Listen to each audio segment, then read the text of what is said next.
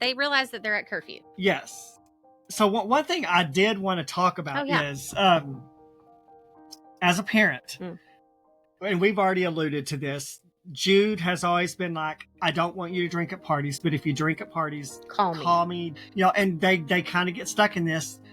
Zach drinks and he says, oh, but it's only a mile away from home. I'll be fine. Mm-hmm. Did you know that most fatal accidents happen less than a mile away from home? Yeah. That's absolutely true. Yeah. Again, frontal lobe not fully developed. Poor decisions. Immature kids just enjoying life, thinking that life is eternal and nothing bad ever happens. Yeah. Because they really do live in a world where, especially Mac and Mia and Zach, they live in a world where nothing bad's really happened. They're very sheltered. That's right. So it's inconceivable to them that something terrible could happen. Get a mile home. That's right. Yeah. So as a parent for you, the kids totally messed up. Yeah. They made wrong decisions. Yeah. Mia, Jude, their mom, really kind of messed up too, because she's always told them, I don't want you to drink, but if you do, I want you to call me. There will be no repercussions. The first time they called her, she goes off. She put major repercussions on them. Yeah, and they So now they don't want to call. Yes. Because they don't want to miss other things. And that was her knee-jerk reaction last time. Yes, and they don't want Jude's knee-jerk reaction, because if it happened that time, it's going to happen this time. So I think as a mother, what I took from that is you have to stick to your word. Like, you have to be a person of your word. Okay, so if that were to happen to you, what would you do? Like, if Barrett were to call and say, okay, Mom, I'm at a party. I know I told you I wouldn't drink, but I've drank. I need you to come get me. And you've promised him, okay, if you do this, you can call me and there will be no repercussions. How would you handle that? Because obviously you would still want to. Welcome to the Bookish Introverts Podcast. Join host Amazon bestselling author Brett Nelson and avid reader Melanie Dyer as they dive in to review books they've read, then chat with the amazing authors behind them. Quiet minds, big bookshelves. You don't want to miss it. I think I would have to have conversation. Is it all in the tone of the conversation? I think so. Also, like, he wouldn't be my one that would do that. Yeah. So I'm imagining this conversation with a different child. Oh, okay. Because he's such a rule follower. Yeah. But even rule followers, do make poor choices. And so it's conceivable. I would like to think that I would stick to my word and I would not. So would you just defer it until another day? I think that would be a situation where I would be thankful that he called me and go pick him up. And then I would spend a lot of time in prayer. And ask the Lord to guide me. Honestly, give him a day or two to think about things. To get past the hangover. Offer some grace. Yeah. I think that that's an area where historically parents have not done a great job. Yeah. Is extending grace. And there's a time and a place for consequences. Yes. But I think if you have said that like you can do this and there are no repercussions, I think you have to stick to your word. Yeah. Because then how do your kids trust you? Exactly. And that's what happened. And that's exactly what happened. Jude lost the trust that her kids had in her because she reacted poorly. Betrayed them. Yeah. Betrayed may be a strong word. Even though she betrayed her promise. She did what she said she wasn't going to do. Yes. As a parent, I get why she did it. Totally. The reaction would be the same. I think it's hard. Because you want them to be safe. You want them to make smart decisions. Yeah. So we find ourselves now with two extremely inebriated kids and one that's like can't stand up. Yeah. I mean, Zach and Mia are falling down drunk. Yeah. Lexi is not that drunk, but she is inebriated and she knows it. And so she's like, we should call Jude. Mia says, Zach, we should call Jude because they realize they're past curfew and their mom's going to be mad. Oh, yeah. He's like, it's just a mile away. We can make it. Don't call her because of what happened last time. And Lexi's trying to get her point across, but her brain is muddled from the alcohol. And so she can't really concentrate. And, I don't care what anybody says. It absolutely does hamper your decision making. Oh, absolutely. Straight up hamper your decision. If you're not used to drinking. I mean, and they're kids. They're kids. They pretty much dabble with beers at the occasional party. So they have no tolerance. Although you find at one point, there's that thing where Mia and Lexi are sipping on a bottle of rum with no mixer. Or Zach, I guess Zach gives a rum. Yeah. And I was like, ugh, that sounds terrible. That does sound terrible. Gross, but okay. So then the last thing we know is they're getting in the car to leave. Mm-hmm. We arrive in Jude's bedroom at 3:37 in the morning. Yes. And she realizes her children aren't home. Which really surprises me that Jude would go to sleep before the kids weren't home. Because I can't. I don't go to sleep until every kid in my house is asleep, pretty much. There might be the occasion where like Stella's up a little bit later watching TV or something, but for the most part, I make sure they're sound asleep, and then I can go to sleep. Yeah. I'm the last person in my house to sleep. If Cody's out like tonight, I don't know what time he'll be home. I probably will not sleep until he gets home. I need to know my people are safe and well, right? And like where they're supposed to be. So as a mother, I was kind of surprised too, but also like they're kids. And she said, she got a text at 2:11 from Mia that they were on their way home, and she wakes up at 3:37 and they're not there. Which I can only imagine is the most horrifying. Can you imagine? I can't. To wake up and realize at 3:30 that your kids are not. I would be so sick. Yeah. And she wakes Miles up and she's like freaking out. And she's like, it's late. They don't answer their phones. We got to go find them. And they're getting dressed to go do that when the doorbell rings. And she's like, oh, thank God it's these kids. And then she's getting ready to jump into mama bear mode. And it's the police officers. It's the police, yeah. And so we find that there has been a tragic accident on their way home, less than a mile away. Yeah.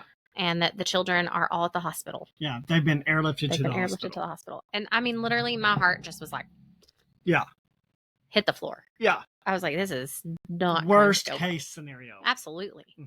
Absolutely. And I'm thinking, okay, this is going to be the bulk of this, like the rest of this book. Yeah. I had no idea what else was coming. And no idea. Yeah. Oh my gosh. Yeah. So they get to the hospital. Jude is obviously like distraught. They finally make it. And obviously because Miles is a doctor, he's able to find out some more things. And we learned that Mia is in surgery for internal injuries, severe internal injuries. And that Zach has had chemical burns to his face. Yeah. And then that I didn't know this, but they sort of explained about the apparently there are chemicals in the airbags, and it's like jet fuel almost. Yeah, and the chemicals in those airbags can literally. I did not know that. I had no idea. I thought that was crazy. And like a lot of people, I've read so many people like when those airbags deploy, it can break their nose. Yeah, it can. I'm like, because of the force. Now we know why. You almost get more damages from the. Yeah. That's why they advocating, say. No, have it. Keep your airbags on, but that's why they say like you're supposed to not sit super close. Like you're supposed to have it as far away as you can stand, so that if it does deploy, it doesn't like break your nose or knock you out or whatever. Yeah, it's crazy. Yeah. Anyway, he has burns, so his eyes are wrapped because it's like possibly damaged his eyes. It's all over his face. And we learned that Lexi has a broken rib and a broken arm and some lacerations. Yeah, so she's the least escaped relatively unscathed. Yeah. And we find out that that Mia was thrown from the car, ejected from the car during the accident, that they hit a tree. Yeah. And Lexi dreams that Mia's talking to her, and when she wakes up, she finds herself in the hospital room, and her Aunt Eva's there, and she tells her about the crash. And then they find out, like all of them, kind of around the same time, Jude and Miles and Lexi and Zach, Mia has died. Mia is brain dead. How heartbreaking. Like, I was just gutted. Yeah. Because Mia was easily the most likable character in the book, I thought. Yeah. Quirky. Oh, yeah. Quirky, fun. Yeah. Just sweet.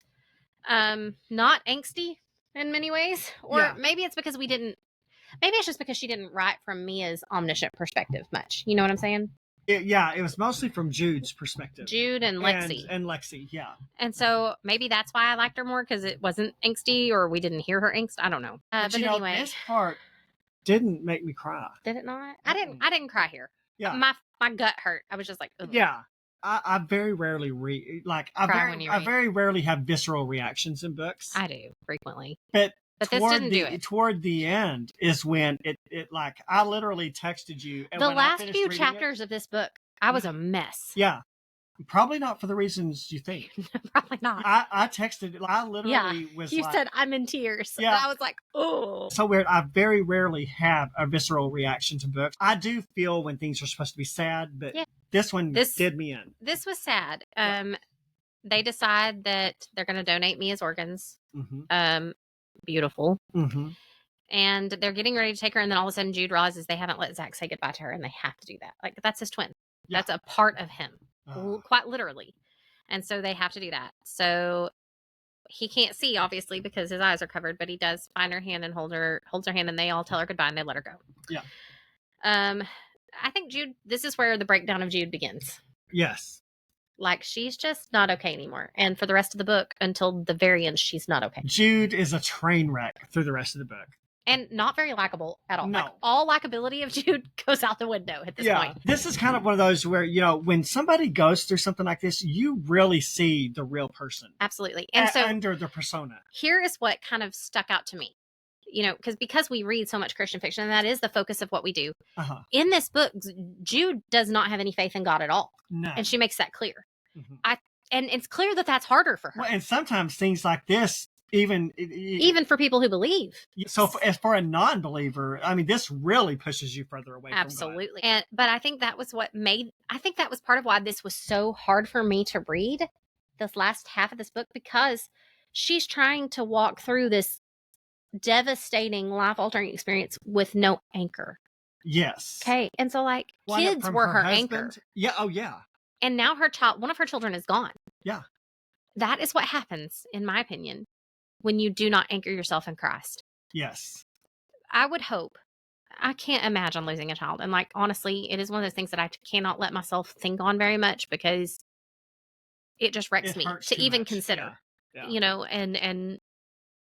But also, I know people who have lost children, mothers who have lost kids. And the ones that I know that have deep faith in the Lord and are anchored in Christ weather that so much better than those that don't. Yeah. And so I think that for me, that really highlighted. We just have that hope that even though it's not the end, we want these people here with us, even as Christians, we don't want our relatives in the arms of the Lord. Yeah, we want absolutely. them here with us. Absolutely. But we still have that hope that, okay, this is what it is, and they're with the Lord now. Yeah.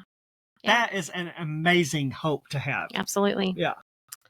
But I just found this last half of the book, I think emotionally it was hard for me to read this time. And I think it's because there was not that faith aspect of there was no hope. She was so hopeless. And that broke my heart. Jude starts to pull away. We figure out that they want to make an example of Lexi because she was driving. Yes. Because she was the least inebriated, they decided she should drive. And, it was dark, night, hairpin turn. Yeah. It was poor choices, but the local police department and the local MAD organization, Mothers Against Drunk Driving, they want to make an example of her. Yeah. And so they wind up getting an attorney. There's charges pressed for vehicular manslaughter or vehicular homicide, I think is what they call it. And her lawyer advises her to plead not guilty, trying to do what's best for Lexi because she's an 18-year-old kid. Yes. Okay, she's a kid.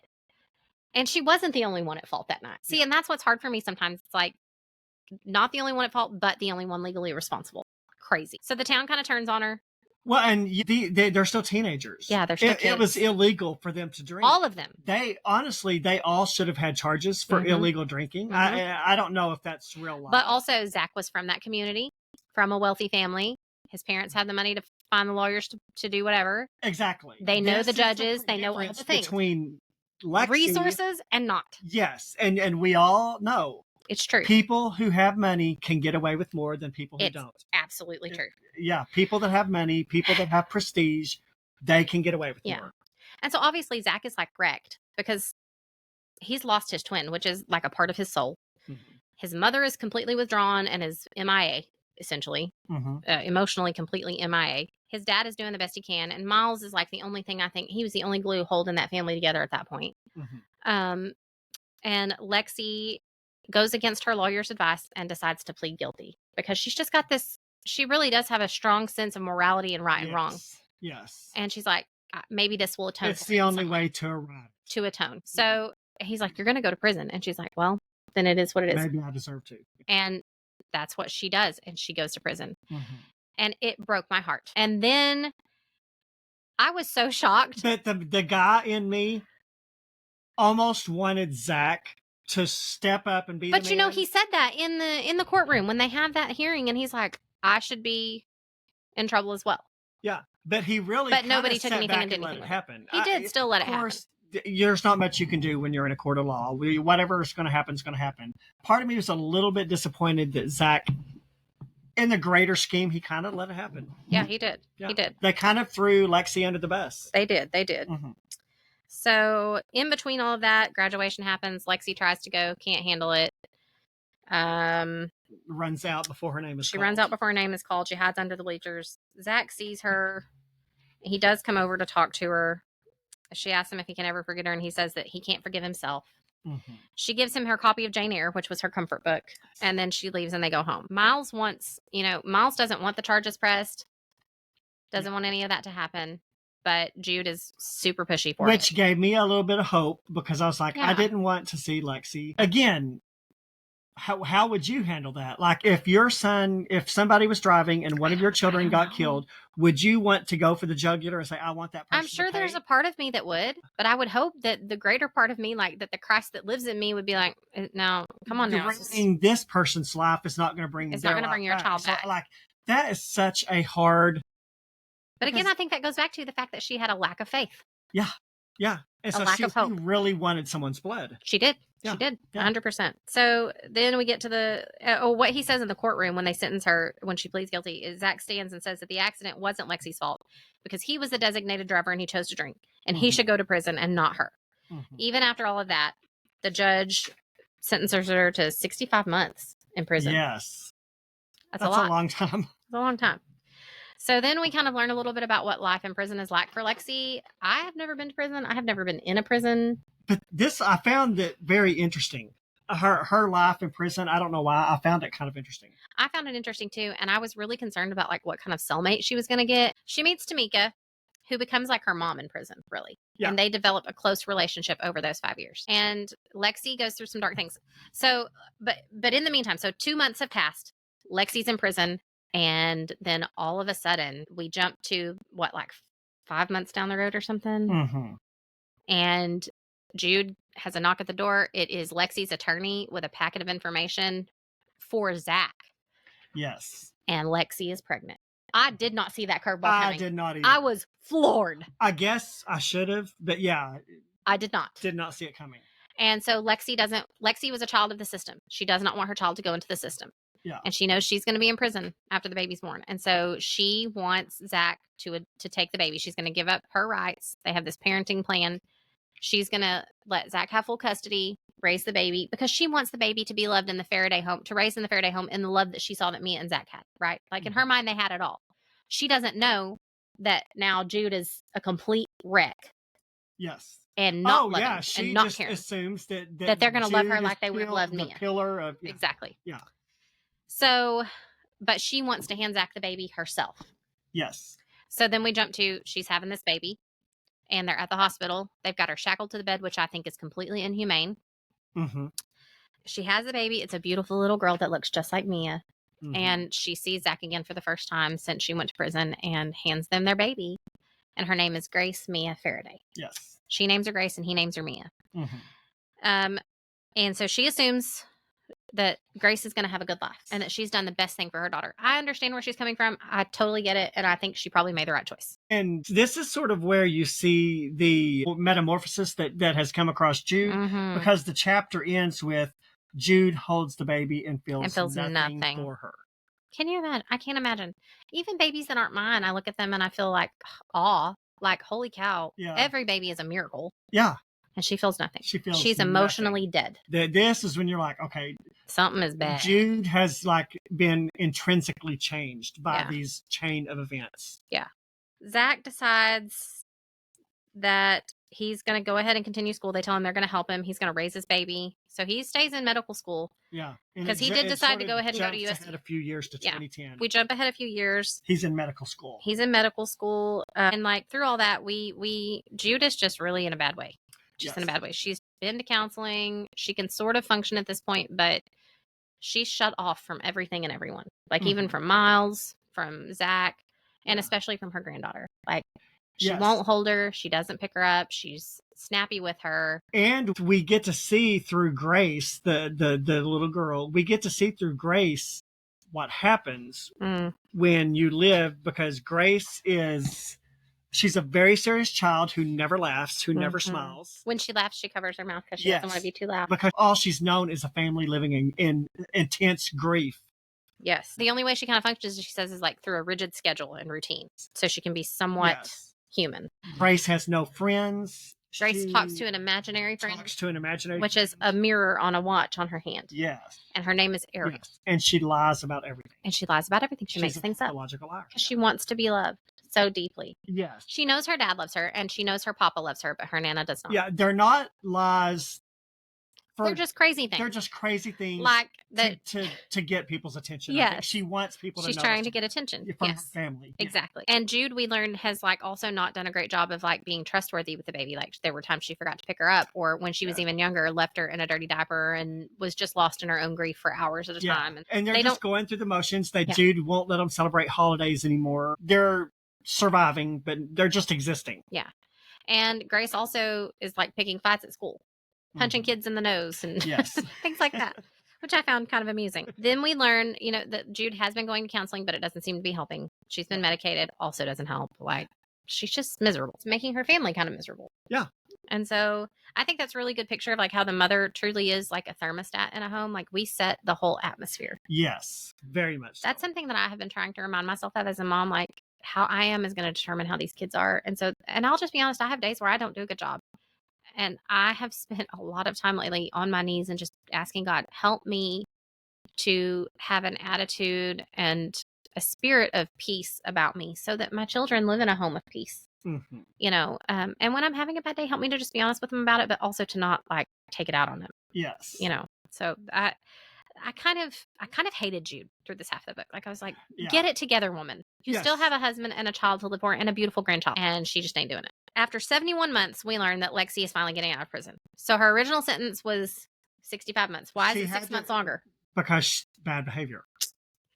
Lexi. Lexi's in grief too. She's in grief too. And she's paying for everybody's sins. Mm-hmm. And, you know, that cannot be easy. Mm-hmm. Even though she chose this path for herself. Still can't. You know, because in choosing guilty, that means she didn't get a jury trial. That's right. So it was immediately, okay, you're going to prison. Gone. Yeah, here's your sentence. Yeah. And so she was paying for everybody's sins. Yeah.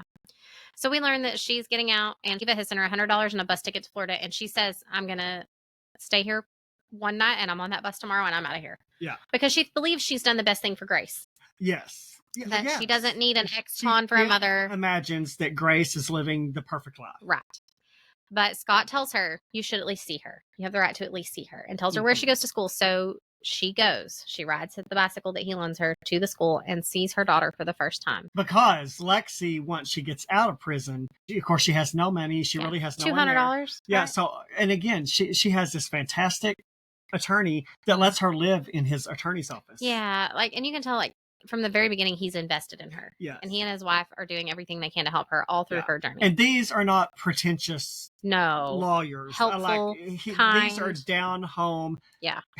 lawyer that has wears a wrinkled suit. So. Yes. And he's encouraging her to like not just walk away, like make sure this is what you want, because you know, you have a right to your daughter if you still want to be in her life. And like she needs a mother and all these things. So his wisdom in having her really guides Lexi's life in a big way. Massive way. Yeah.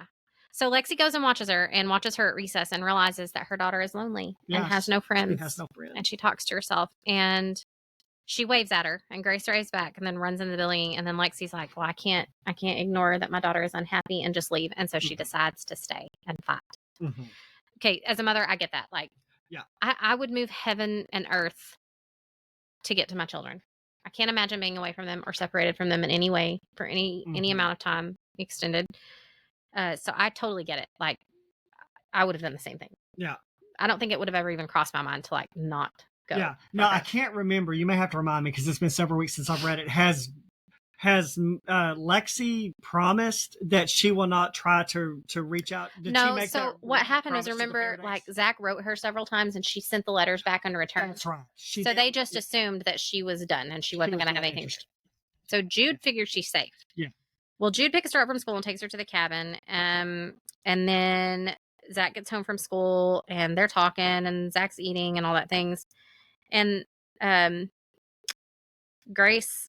she sees Grace talking to someone out the back glass and realizes, oh my gosh, that's Lexi. Mm-hmm. And she goes bananas. Mm-hmm. She goes bananas. Yeah. In that chapter, we are then taken back to Lexi's perspective, where she walks back to the park where Zach feels certain he loved her. She goes to the beach where she sees his cabin, and then she sees Grace playing alone and approaches her. And Grace recognizes her from school, and they talk. And Lexi says that she knew Grace when she was a baby. and then asks Grace about her grandma. And Grace says that Jude hates her because she looks like her daddy's dead sister. And then they continue talking until Miles yells suddenly at Grace to come inside. She says goodbye and runs to the house, and then Lexi goes to talk to Scott, her lawyer. Then we go to the next chapter, and Jude's at the hospital. Like, she has had a complete full-blown panic attack, but that almost represented as a heart attack. Yeah.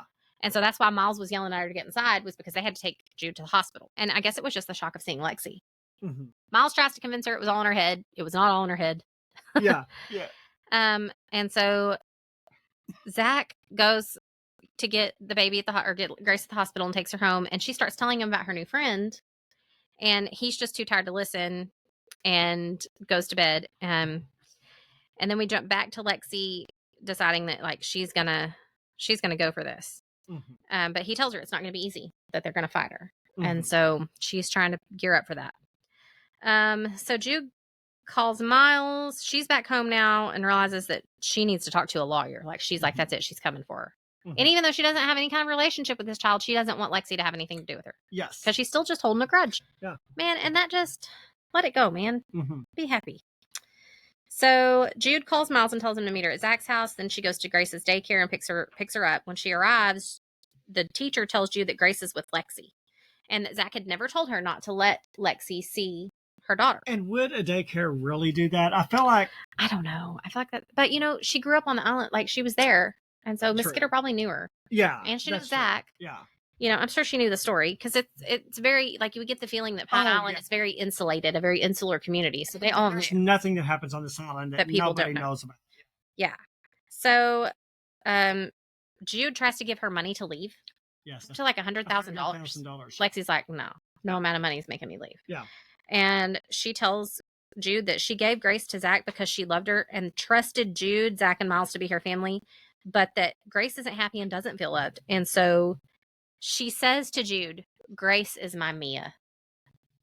And that, like, wrecks Jude. Yeah. And I think it also kind of starts her maybe on her path to healing. Yes. She even makes the comment that she entrusted her child to Jude because she expected her to love be her. the kind of mother that Jude was.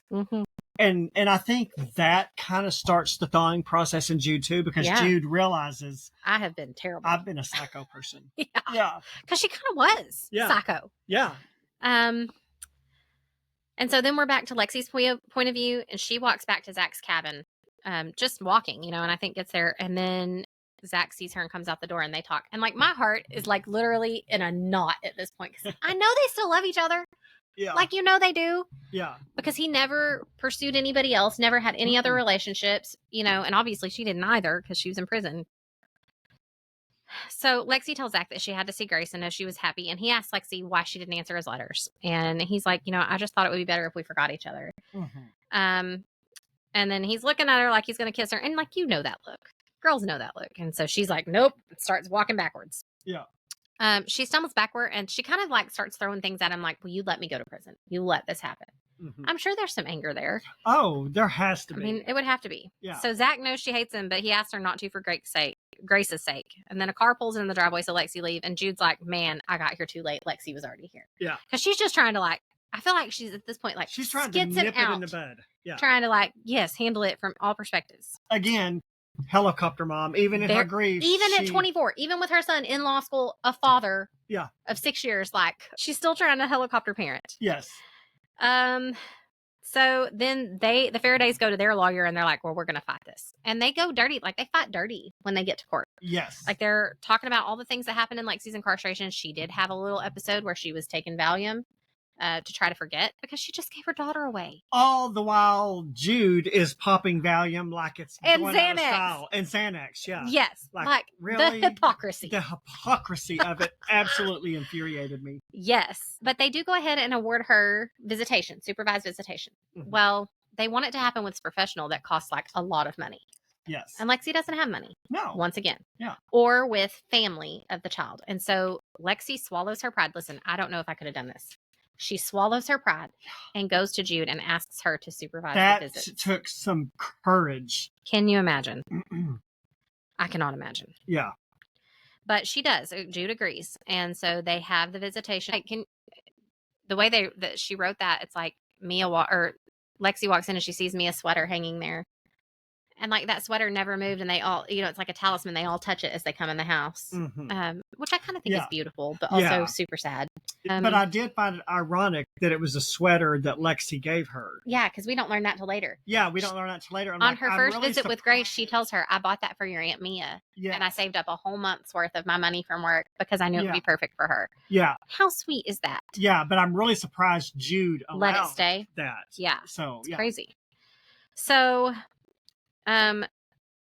Caroline and Jude are still doing their whole weird mom-daughter thing. I will say Caroline was more present through that whole thing than I thought she would be. And I thought she was really trying to be a somewhat decent human. Like when they were harvesting Mia's organs, she sat with Jude the whole time on the floor outside the OR and never left her, even though Jude was very like pushing her away.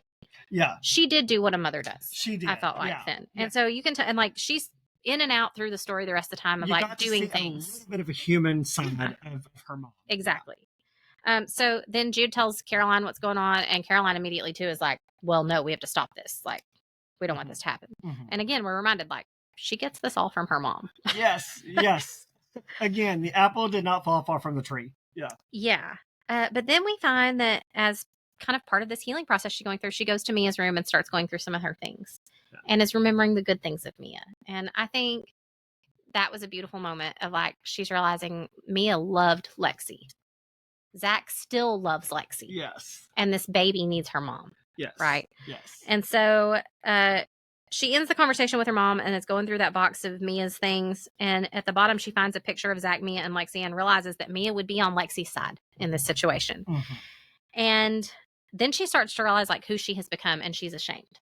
And so I think this was really kind of the turning point. She's keeping Grace that afternoon, and she asks Grace if she wants to play a game, and Grace's whole demeanor just lights up, and she's like, you want to play a game with me? Yes. And they play a game, and you can start to see that bond beginning to develop of like, this is who she should have been the whole time. Yeah. And so I think that's awesome. Zach and Miles come in and see them playing together. Jude tells them about Lexi's visit. Zach says, what are you going to do? And Jude says, I don't want to, but I will, because I love this little girl and I love you and I want us to heal. Yeah. So that's great. Grace is obviously very bright. And so now we're starting to get some things. Some of the book is written in this last part from Grace's point of view. And she's like realizing her family is happier and there's a little bit of lightness, but she doesn't know who this Lexi person is. Yes. Right. And so she keeps asking and nobody really wants to talk about it. There's lots of whispering. She's kind of the elephant in the room. Yeah. And so finally she asks her daddy and Zach tells her Lexi is her mom. And Grace is like, okay. And Grace, mentions a couple times to Jude, everyone at school, their mom brings cupcakes, but mine never does. I don't have a mom. I don't have a mom. All these things. Oh, so heartbreaking because you don't always think that kids notice stuff like that, but Grace did. Everything. They notice everything. Yeah. Kids hear everything. Yeah. Even things you don't want them to. Exactly. So Lexi goes to see Grace for the first time at the Faraday's house. She has a whole box full of letters that she had written to Grace while she was in prison, and she's going to give them to her because she wants her to know her, like how this went down. And so like in her haste to get to know her daughter, she makes this offhand comment about Grace wanting to live with her, and Grace loses it. Yes. Because she wants her daddy. She doesn't know this woman at all. Yeah. And Lexi realizes like, I've done it. I've stuck my foot in it, and decides that she should just, then she like, this is what struck me so odd. Like, you have stuck this out for so long, and you're just going to give up after one bad visit? Yeah, and she bails after like 10 minutes. Yeah. After the first 10 minutes of the visit. Yeah. And so she tells Jude she's sorry and that she has to go. And Grace wants to go home, so she takes her to the cabin with the letters. She does take them, and she reads her a book, Where the Wild Things Are, which is one that she read to Mia and Zach when they were children. Have you ever read that book? It's a cute little children's book. Is it? It's fun. Oh. Yeah. We have it. And so, but then she starts to remember the good things about like having her twins when they were little, and it's all good and it's happy. And you can tell there's just some things happening. And so then Jude decides she's going to read these letters, and she opens it. Did that not rip your heart out? It very much. Yeah. I was just heartbroken for her. Yeah. And it does the same thing for Jude. She's like, man, this is who Lexi was. And this is how much, and I loved her. I loved Lexi and I cared for her. Yes. And so she admits that she blamed Zach, Lexi, and herself for the accident, but then Zach tells her, he comes in and Jude's telling him all this. He catches her reading it, and she's telling him what it says, and they're both crying by the end. Like in the first letter, Lexi wrote it in prison, and she's writing a letter to Grace. Yes. And she says, Go to Miles if you're sad, because he always knows how to make I people thought laugh. that was so sweet. Yeah. Go to Jude for hugs, Because grandmas Jude give the best hugs. gives the best hugs. Go to Zach because he'll show you all the stars in the sky and make you feel like you can fly. So sweet. Yeah. And so they read that and they're both just crying. Yeah. And because they realize that's not Yes. anything like the family Lexi dynamic is not who they are trying to make her out to be. to Grace. That's Yeah. right. And yes, like this is not what she has grown up in. Yeah. And this is how They fell Lexi short. saw us. Yes. And so, you know, they kind of make amends then. And that letter really starts the heart melt. Yes. And like you see a little bit up until this point, but that first letter really starts the heart melt. And they have a whole conversation then. You know, Zach says, Mom, it was my fault. And she says, you know, Zach, we're all responsible and we all need to forgive ourselves and move on. Okay. And you know as well as I do, sometimes you can forgive a multitude of sins out of people, but it is so hard to forgive yourself. Absolutely. Sometimes that is the hardest thing to do. We are always harder on ourselves than we are anybody else. Yeah. And we say things to ourselves that we would never say to other people. Absolutely. You know? Yeah. And that's something that I'm trying to work on. I don't want my kids to be that way. Yeah. Like I want them to love themselves and to not pick themselves apart. But we all do. Man, it's hard. It's hard. It's hard. Yes. So then the next morning, Zach has a conversation with Grace and kind of explains how he met Lexi and says that he's partly to blame for why Grace couldn't be with her when she was little, but he's going to work it out. They're going to work it out, he tells her. Mm-hmm. So then Lexi's back in Scott's office saying, that's it. I'm done. I can't do this. I've hurt her. I don't want to hurt her. I don't want to hurt anybody anymore. She can't find a job. Like she's been job hunting this whole time. Nobody wants to hire a 24-year-old ex-convict. Mm-hmm. Like all these things are happening. And she's like, I'm not even going to be able to have a place to have her with me. Yeah. No way to provide for her. I think she would just be better off. And she makes her mind up that she's going to go to Eva and Barbara in Florida. Yes, because Eva's already got a job lined up for her. Yeah. I think doing something in a beauty salon or something. Yeah. And so then Jude is at Dr. Bloom's office having a visit, and like she's having a breakthrough. Things are happening. Because Jude has been going to these for years to these, but she has been reluctant to do anything to get over her grief. Yes. Yeah. Basically, she's going to the psychiatrist and just going through a charade. And the psychiatrist said something to her that I thought was really profound. She says, you know, Jude, it's time for you to learn that while you might always feel pain, you can accept that there's more to your life than just the pain. Yes. And I think that's so true for anybody who has suffered loss. Like it never goes away, but you can learn to live again to live with it in spite of it. Yeah. And so, Jude tells her about playing with Grace and just kind of makes some emotional breakthroughs. She leaves there and goes to her mother's art gallery for lunch. And she and her mother have like maybe the most honest conversation, probably the most honest conversation they've ever. Yeah. And she's like, Mom, why am I being the way that I am? And her mom tells her, how do you not already know this? Because you're acting just like I did after your father died. Yeah. And it's like the light bulb goes off for her. And she's like, I don't want this anymore. And they really make amends. And like, she invites Caroline to go with her and Grace to the aquarium, and Caroline accepts. And I think we start to see like, it's a beautiful new thing that's happening there. Yes. Almost kind of like a flower unfurling. And they're going to have this relationship that they both longed for, but been too afraid to pursue. Yes. You know? And so I think that's so true. Like most of us, like we have these thoughts in our head about people and we don't ever take the time to really have those hard conversations. Hard conversations are not fun. They're not. But they can be life-changing. They absolutely can. And I think this was a really great example of that. And she also does something that day. Like, I feel like this was a really big day for her. She goes to her first grief support group. Can you imagine? Like, it would take so much courage. But also you find that like it's a hugely healing thing for her. Yes. Yeah. So then we're back with Lexi, and she goes to the Faraday's house again, and she asks Jude to give something to Grace. And Grace says, well, she's here. Do you want to talk to her? And so she agrees and goes up there thinking this is going to be the last time she sees her, because in her head, she's decided she's leaving. She's leaving. Yeah. And so she goes and sits on their bed and tells her she's sorry that she scared her during their first visit. And she gives her daughter the promise ring that Zach gave her. And she says, you know, I'll be back and I'm going to write you and I'm going to call you every week. And they hug, and Lexi tells Grace how to make friends at school. And she says, start by not lying and punching them.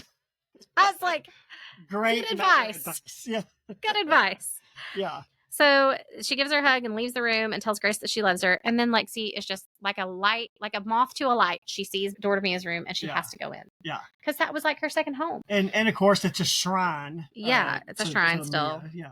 And so she goes in there, and then Jude comes in too, and Lexi says, she assumes she's going to be out. She's like, I'm sorry. I just couldn't resist. And I really thought Jude was going to lose it. I did too, but she was so cool and calm. Mm-hmm.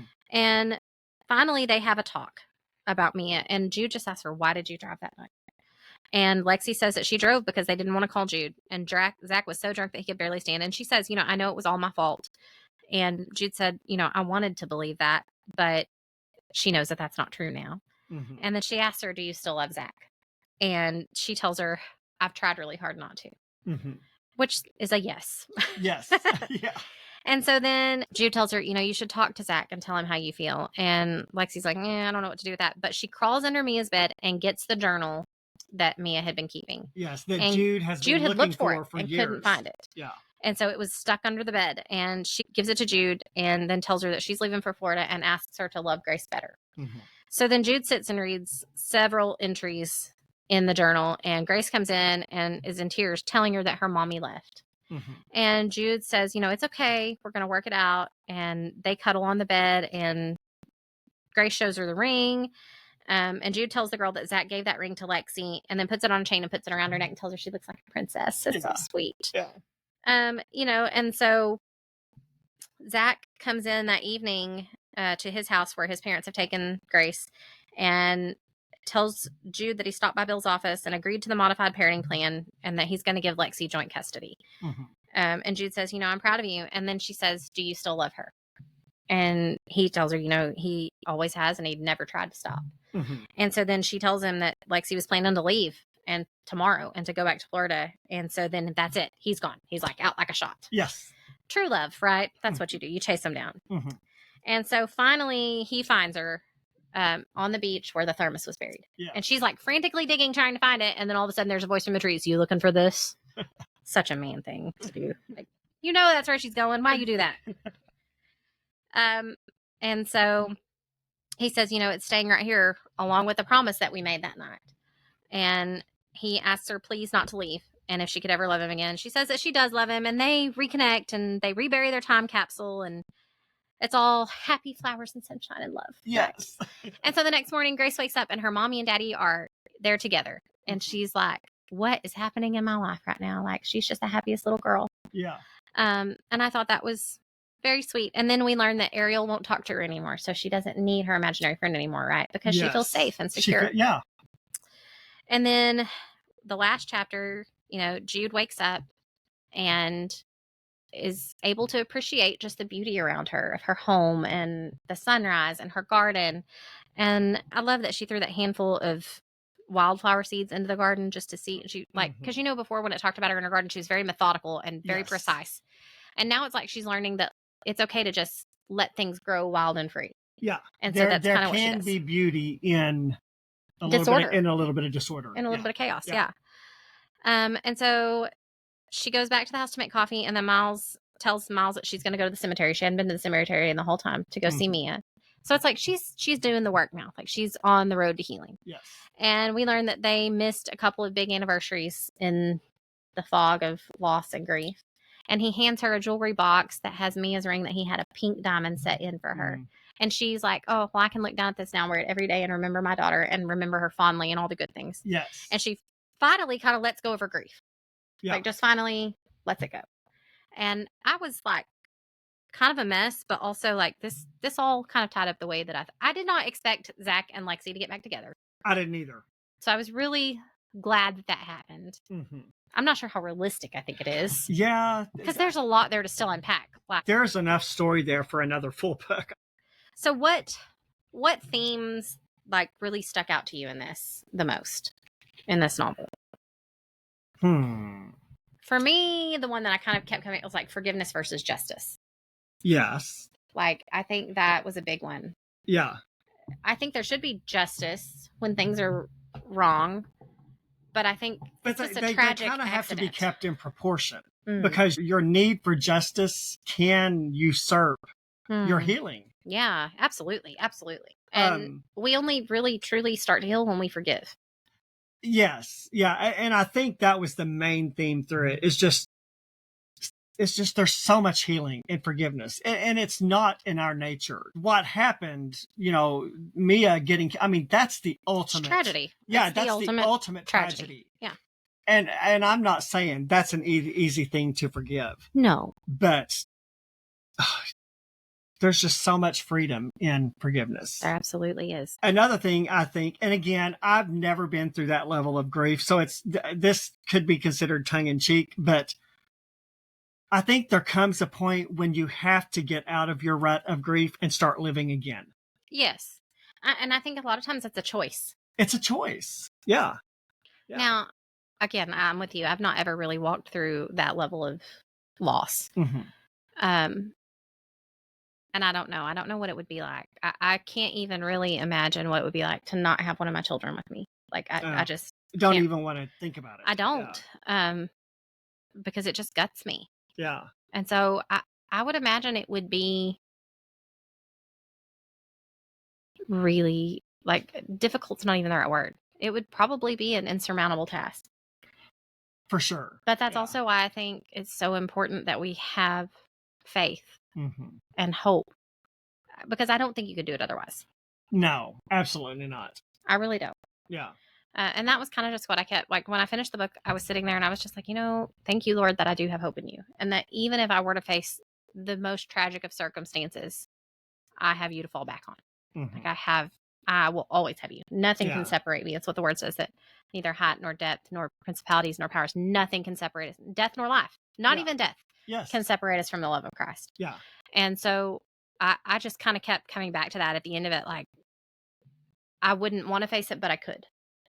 And I think that was kind of what I took from this. Like, she, even though it's not meant to be faith-based, it brought me back to mine of, like, that's how I would get through something like that. And I kept finding myself like, this would be such a good book with the faith element. Right? Yeah. Because again, for me, as a very strongly faith-based person, to me, there's a huge component missing in the story. Absolutely. Because my faith it's so central to how you live. Yeah. I just can't imagine going through anything without leaning on God and trusting in God, Absolutely. And I'm not saying it's always easy. As Christians, it's not we still always face things. Easy. Yeah. But we have hope. Yeah. We don't do it alone. Exactly. And I think that's what makes the difference. Yeah. So overall, I think it's a great read. It's a heavy read. Total 5 stars. Absolutely 5 stars. It is heavy.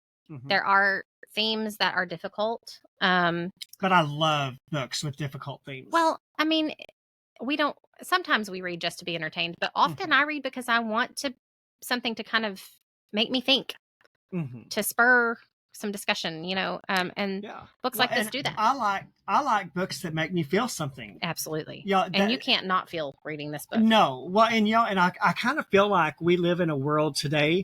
We live in such a trigger warning society because nobody wants to feel anything. They need a trigger warning for every little thing because they don't want to feel anything. Yeah. That's true. I love feeling things, Yeah. And I think we do kind of, I think you're absolutely right. Like, people are afraid of emotion now, maybe. Yeah. Is that a way to say, am I saying that? I mean, that's how I feel. That, I kind of think there is kind of a fear of, like, feeling too much or too deeply. But the Lord designed us to feel and to have emotions. He did. Yeah. And so, and I saw an episode of Dr. Phil. I'm not usually a Dr. Phil fan, but I actually saw an episode of his once and he was talking about trigger warnings. And he basically said, if you're a person that needs a trigger warning for every little thing, you need to do some work on yourself because you haven't achieved any sort of healing in your life. Ooh. And that's powerful. It's powerful, and he said, I understand there are some things that you kind of need to warn people about. Sure. But he said, because there are literally some people, they need 2 pages of trigger warnings. If they encounter anything in a book or in a movie and they don't receive a trigger warning, it just infuriates them. He said that is an area in your life where you're unhealed. Where you're unhealed. Yeah. I think that's true. Yeah. That's good. Sometimes I think you need to encounter deep things, difficult things in order to navigate through healing. I agree. So I agree. Yeah. Overall, Night Road was a book that I'm glad that I read. I would read again maybe down the road. I need some time to emotionally recover. Yes, for sure. But it is a good read. And I think it's also a really great picture of like, again, redemption and restoration. Yes. That can happen when people do the work. And that's the key. It doesn't come easy. Nope. It does not come easy. You have to put in the work. That's right.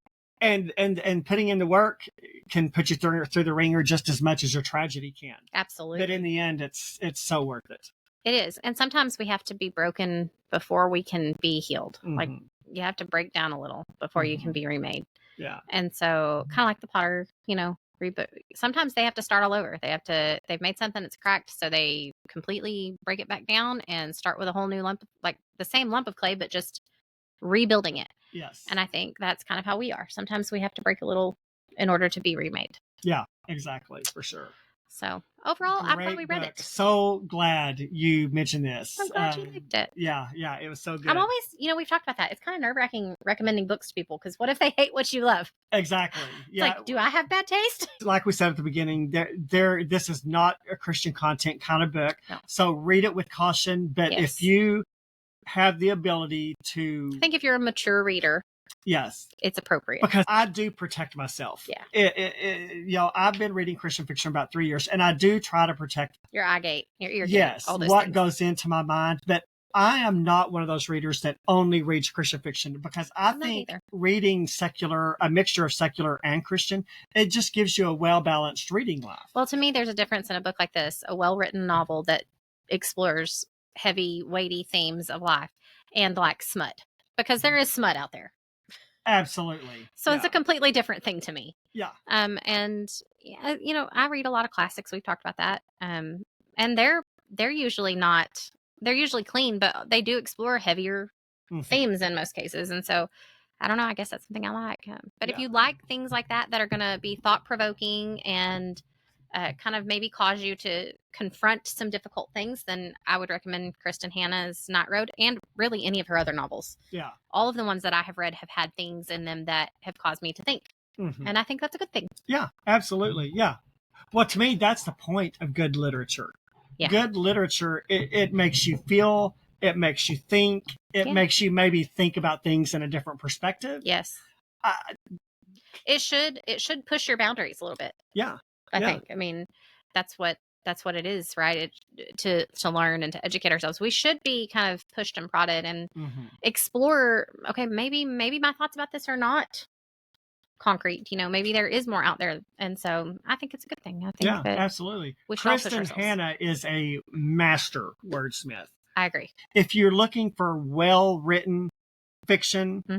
Kristin Hannah's a go-to, but just know that it's not Christian fiction. Right. There are going to be some things in it that Christians could find offensive, but I can look past it for a good reason. Well, I can too, and to an extent, I think it would be one thing, like I said, if they were just gratuitously thrown in there for no reason. Yeah.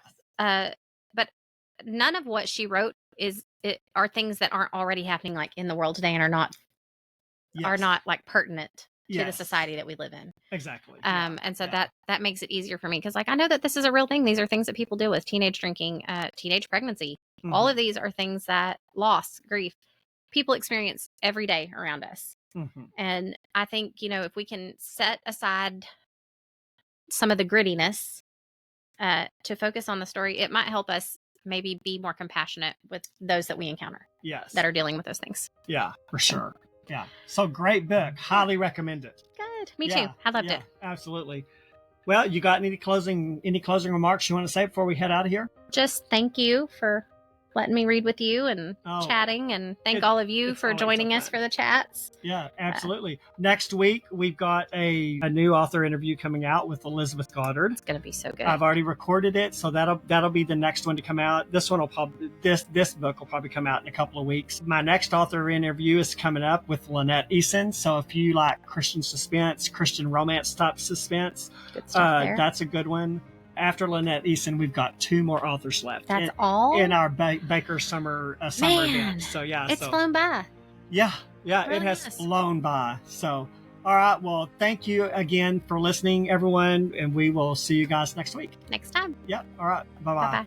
Thanks for joining us on the Bookish Introverts podcast, where together we explore the worlds within the pages. Until next time, stay bookish.